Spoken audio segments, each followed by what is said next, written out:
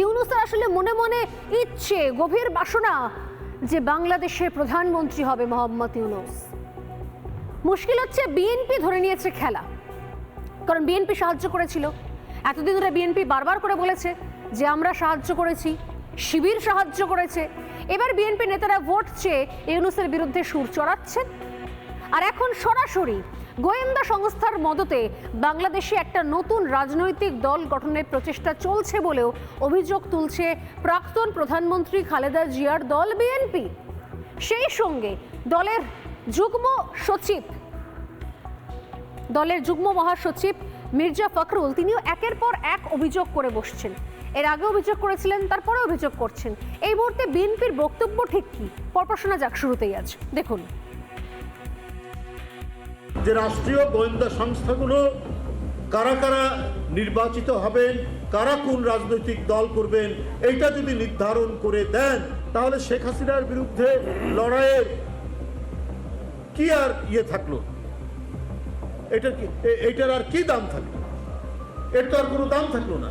শেখ হাসিনাও এই কাজ করেছে। এখানে অন্তর্বর্তীকালীন সরকার তারা জিনিসটাকে যাচাই বাছাই না করে হয় তারা এটি করেছেন, অথবা তাদের মনে যদি কোনো অসৎ উদ্দেশ্য থাকে যে আমরা আবারও মঈনুদ্দিন ফখরুদ্দিনরা যে প্রচেষ্টা নিয়েছেন যে বিএনপিকে ভাঙার, গণতান্ত্রিক শক্তিকে দুর্বল করার, সেই ধরনেরই আরেকটি ক্ষুদ্র প্রচেষ্টা অত্যন্ত ক্ষীণ আকারে এই সরকারের ভিতরে কাজ করছে কিনা, তাদের অন্তরের মধ্যে ক্রিয়াশীল আছে কিনা, এই নিয়ে জনমনে কিন্তু ব্যাপক সন্দেহ দেখা যায়। 5ই আগস্ট সবাই মিলে রাস্তায় নামছিলেন, তাহলে আবারও সেই মতো ঐক্যবদ্ধ হয়ে রাস্তায় নামতে হবে। রাস্তায় নামতে হবে অধিকার আদায়ের জন্য, ভোটের অধিকার আদায়ের জন্য, ভাতের অধিকার টানার জন্য এবং ন্যায় বিচার পাওয়ার জন্য, সামাজিক মর্যাদা পাওয়ার জন্য। আমরা 53 বছর আগে স্বাধীন।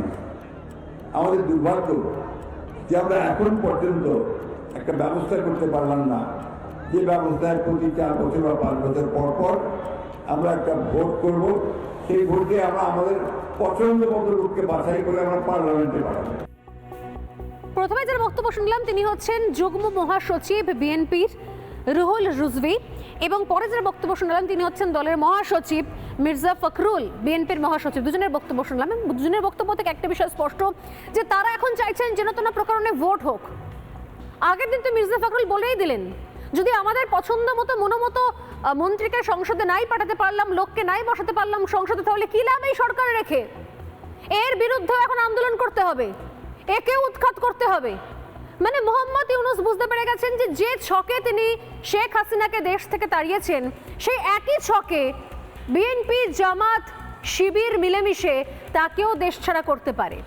অতএব ভোট বড় বালাই, তাই ভোট করতে বাধ্য হচ্ছেন। কি বলছেন মোহাম্মদ ইউনূস? চাপে পড়ে ভোট করানোর কথা বলছেন, কিন্তু একটা কিন্তু আছে, একটা কিন্তু ছোট পয়েন্ট আছে। ভোটারদের অধিকার সম্পর্কে ইউনূসের নতুন চিন্তাভাবনা, ভোটারদের বয়স কমিয়ে দেওয়া, ন্যূনতম বয়সটাকে আরও একটু কম করা, কারণ তার মনে হচ্ছে তাহলেই একমাত্র এই ভোটের তরি পার করা সম্ভব। কি বলছেন মোহাম্মদ ইউনূস? এখন কি বলছেন, কদিন আগে কি বলেছিলেন? আগে বলেছিলেন ভোট করাতে হবে, কিন্তু কদিন পরে করাবো। কিন্তু এখন সুর আস্তে আস্তে চেঞ্জ হচ্ছে। উনি বুঝতে পারছেন ভোট না করিয়ে গতি নেই। এরপর বিএনপি কিন্তু সত্যি সত্যি শিবিরকে সঙ্গে নিয়ে আবারও রাস্তায় নামবে, আবারও তাণ্ডব শুরু হবে। অতএব সময় থাকতে থাকতে ভোট করিয়ে নেওয়া ভালো। কিন্তু কিভাবে, কি বলছেন মোহাম্মদ ইউনূস শুনুন। প্রধান নির্বাচন কমিশনার সহ নির্বাচন কমিশন গঠন করা হয়ে গেছে। কমিশন দায়িত্ব গ্রহণ করেছে। এখন থেকে তাদের হাতে দায়িত্ব ন্যস্ত হলো ভবিষ্যৎ সরকার গঠন করার প্রক্রিয়া শুরু করার। অল্প কিছু সংস্কার করে ভোটার তালিকা নির্ভুলভাবে তৈরি করার ভিত্তিতে নির্বাচন সম্পন্ন করতে হয়, তাহলে 2025 সালের শেষের দিকে নির্বাচন অনুষ্ঠান হয়তো সম্ভব হবে। আর যদি এর সঙ্গে নির্বাচন প্রক্রিয়া এবং নির্বাচন সংস্কার কমিশনের সুপারিশের পরিপ্রেক্ষিতে এবং জাতীয় ঐকমত্যের ভিত্তিতে প্রত্যাশিত মাত্রার সংস্কার যোগ করি, তাহলে অন্তত আরও 6 মাস অতিরিক্ত সময় লাগতে পারে। 2025 সালের শেষ দিক থেকে 2026 সালের প্রথমার্ধের মধ্যে নির্বাচনের সময় নির্ধারণ করা যায়। নির্বাচন সংস্কার কমিশন নিশ্চয়ই এরকম একটা বয়স সুপারিশ করবে। সেই বয়স আমার পছন্দ হতেও পারে, নাও হতে পারে। ধরুন আমি তরুণদের তাড়াতাড়ি ভোটার করার পক্ষে, যে যত তরুণ পরিবর্তনের প্রতি তার আগ্রহ তত বেশি, এই হলো আমার যুক্তি। তথ্য প্রযুক্তির সঙ্গে তার গভীর সখ্যতা তাকে এই শক্তি যোগায়। তরুণরা সংখ্যায়ও বেশি, দেশের ভবিষ্যৎ নিয়ে তারা আগ্রহী।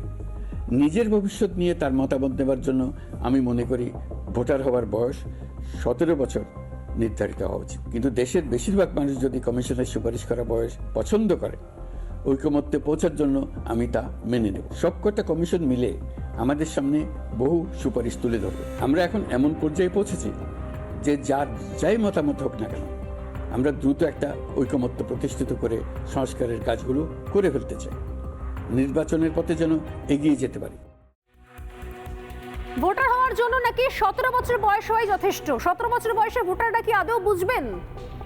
ইউনূসের আসলে ইচ্ছা আরো ভোটারদের বয়স আরো কমিয়ে দেওয়া, পারলে 12, 13, 14, 15 করে দেওয়া, যাতে সরাসরি খারিজি মাদ্রাসা থেকে পাশ করে ইউনূসকে ভোট দেওয়ার জন্য তারা নেমে পড়েন। কারণ এই ভোটটা করাবে কে? এবার আসছি মোস্ট ইম্পর্টেন্ট পয়েন্টে, সব থেকে বড় গুরুত্বপূর্ণ অংশ, যা এই মুহূর্তে আমি সোজাসুজি স্বর্ণালীতে বলতে চলেছি। মন দিয়ে শুনুন, পরপর পয়েন্টগুলো মন দিয়ে দেখুন এবং বুঝুন। আসলে মোহাম্মদ ইউনূস যে মুহূর্তে বুঝতে পারলেন যে ভোট করাতেই হবে, আর কোনো গতি নেই, সেই মুহূর্তেই তিনি যে ছক বানাতে শুরু করলো, যে আসলে এই ভোটটা কাকে দিয়ে করাবে।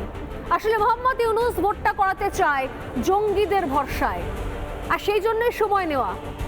দেখবেন ভোট করার জন্য যত বেশি সময় নিচ্ছে মোহাম্মদ ইউনূস, তত বেশি একটা করে কুখ্যাত জঙ্গিরা জেল থেকে ছাড়া পেয়ে যাচ্ছে। ইসকনকে জঙ্গি সংগঠন ঘোষণা করার সময়ের অপেক্ষা শুধুমাত্র ইউনূসের কাছে, আর বড় বড় জঙ্গিদেরকে খুলেআম ছেড়ে দেওয়া হচ্ছে। এক সে বারকার এক জঙ্গি, যাদের ফাঁসির সাজা ছিল, যাদের যাবজ্জীবন ছিল, তাদেরকে ছেড়ে দেওয়া হয়েছে। কেন? যাতে তারা পাকিস্তানের সঙ্গে আবারও লিয়াজো মেনটেন করতে পারে। আসলে ইউনূস ভোটটা করাতে চাইছে পাকিস্তানি জঙ্গি জিহাদিদের সঙ্গে নিয়ে, আর সেই জন্যই সময় নেওয়া। তাই বেশি করে তরুণদের দিয়ে ভোট করানোর তার আর্জি, কারণ তাতে ভুয়ো ভোটার ঢোকাতে পারে মোহাম্মদ ইউনূস, যে জাহাজে করে নামকা ওয়াস্তে চড়া দামে চিনি এবং পেঁয়াজ পাকিস্তান থেকে নিয়ে আসছে। সেই জাহাজে চলে আসবে এক গুচ্ছ তরুণ তুর্কি জিহাদি, যারা আসলে পাকিস্তানের নাগরিক। তাদেরকে নিয়ে এসে ঘুরপথে তাদেরকে দিয়ে ভোট করে নিতে পারে মোহাম্মদ ইউনূস। এবং যেহেতু বয়স কমিয়ে দেওয়ার তিনি দাওয়াই দিচ্ছেন, তাই সেক্ষেত্রে তাদের বয়স দেখে বোঝা যাবে না, প্রত্যেকেই মনে হবে ছোট, আসলে তারা প্রত্যেকেই জিহাদি, তারা উদ্দেশ্য নিয়েই আসছে। এবং যাতে মগজ ধোলাইয়ের কাজ সহজ হয়, তাই জন্য ইতিমধ্যেই আপনারা দেখছেন খেয়াল করে সমস্ত খারিজি মাদ্রাসায় পাকিস্তানি আফগানিস্তানের তালিবানি কায়দায় নাটক, ড্রামা, থিয়েটার, মঞ্চের অনুষ্ঠান দেখানো শুরু হয়ে গিয়েছে, যাতে খুব সহজে যাদের মধ্যে অল্প শিক্ষা রয়েছে, প্রকৃত শিক্ষা হয়নি, পড়াশোনা কমপ্লিট করা হয়নি, তাদেরকে দিয়ে আসলে কাজ হাসিল করা যায়। এর নেপথ্যে রয়েছে পাক পরিকল্পনা। দিন কয়েক আগেই পাকিস্তানের সেনাপ্রধানের সঙ্গে বৈঠক করা হয়েছে। এরপর বাংলাদেশে একের পর এক কুখ্যাত জঙ্গিদেরকে মুক্ত করা হয়েছে, যার মধ্যে রয়েছে আনসারুল্লাহ বাংলার প্রধান জসিমউদ্দিন রহমানি।